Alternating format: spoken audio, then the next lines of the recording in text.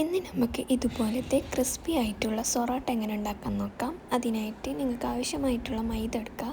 അതിലോട്ട് 2 ടീസ്പൂണോ 3 ടീസ്പൂണോ നെയ്യും പിന്നെ ആവശ്യത്തിന് ഉപ്പും വെള്ളം കൂടിയിട്ട് ഒരു മാവ് പരുവത്തിലാക്കാം. ഇനി അതൊന്ന് നല്ല പോലെ ഒന്ന് മിക്സ് ചെയ്ത് നല്ല മാവ് പരുവത്തിനായതിനു ശേഷം അതൊന്ന് ഇതുപോലെ ബോൾസ് ആക്കി എടുക്കുക.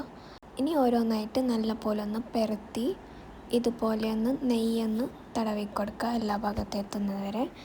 അതിനുശേഷം അതൊന്ന് റോള് ഒരു ഷേപ്പിലൊന്ന് മടക്കി കൊടുക്കുക. ഇനി ബാക്കിയുള്ളതും കൂടി അതുപോലെ ഒന്ന് ചെയ്തെടുത്ത് അത് ഇതുപോലെ ഒന്ന് നേർങ്ങനായിട്ടൊന്ന് കട്ട് ചെയ്തെടുക്കുക. ഇനി അതൊന്ന് പ്രസ്സിൽ വെച്ചൊന്ന് പ്രസ് ചെയ്തെടുക്കുക. ഇതുപോലെ 4-5 ഒക്കെ വെച്ചാൽ പെട്ടെന്ന് കഴിയും. ഈ ഒരു തിക്നെസ്സിലാണ് പരത്തിയെടുക്കേണ്ടത്. ഇനി നല്ല ചൂടായ എണ്ണയിലിട്ടൊന്ന് ഫ്രൈ ചെയ്തെടുക്കാം.